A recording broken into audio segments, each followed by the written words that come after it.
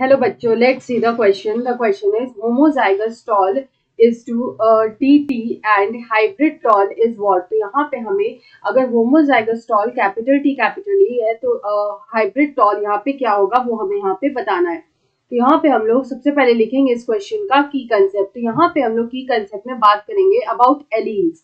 तो यहाँ पे जो एलील्स है वो होते क्या है, तो बेसिकली जो एलील्स होते हैं they are alternating forms of a gene.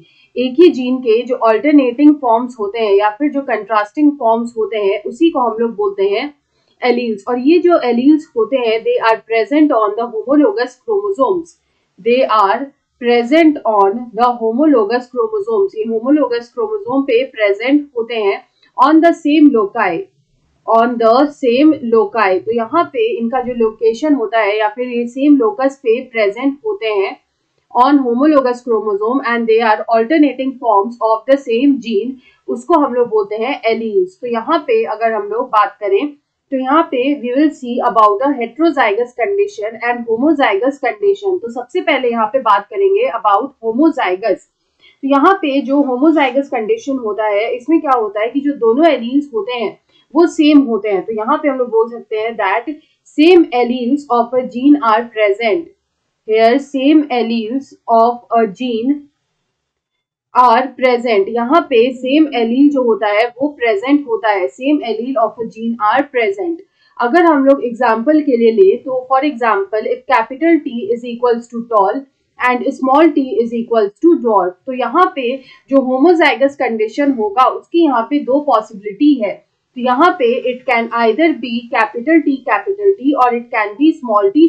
तो ये दोनों ही केस जो होता है this is homozygous tall and this is homozygous dwarf.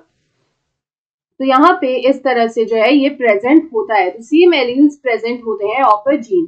अगर हम लोग यहाँ पे बात करें अबाउट हेट्रोजाइगस कंडीशन, तो ये जो हेट्रोजाइगस कंडीशन है इसको हम लोग बोल सकते हैं hybrid also. It is also known as the hybrid condition. तो यहाँ पे हेट्रोजाइगस कंडीशन में क्या होता है कि जो ऑर्गेनिज्म होता है, यहाँ पे जो ऑर्गेनिज्म होता है वो इनहेरिट करता है alternating forms of the gene. So here we can say that organism it inherits two different alleles of a gene. It inherits two different alleles of a gene. एक जीन का जो दो different allele होता है ये उसको inherit करता है. और ये जो हर एक एलील आता है वो आता है from each parent and each allele comes from each parent. तो यहाँ पे अगर हम लोग हेट्रोजाइगस या हाइब्रिड का एग्जांपल देखें तो आता है capital T and small t. तो कैपिटल T और स्मॉल t जो होता है ये यहाँ पे टॉल को रिप्रेजेंट करेगा but it will be heterozygous और हाइब्रिड टॉल. तो यहाँ पे क्या होता है कि जो कैपिटल T होता है वो खुद को एक्सप्रेस कर पाता है. जो कैपिटल T एक्सप्रेस कर पाता है और जो स्मॉल t है वो यहाँ पे सप्रेस हो जाता है क्योंकि वो रेसेसिव होता है. Small t is the recessive allele. So here we can say that the capital T is the dominant allele. The capital T is the dominant allele. और जो small t होता है it is the recessive allele.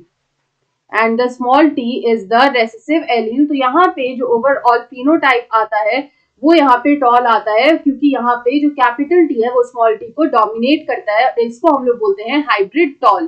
तो यहाँ पे अगर हम लोग इस क्वेश्चन का करेक्ट आंसर देखें तो यहाँ पे बोल रहा है अगर होमोजाइगस टॉल कैपिटल T है तो यहाँ पे जो हाइब्रिड टॉल होगा वो होगा capital T and small t. I hope you understood it well. Best of luck.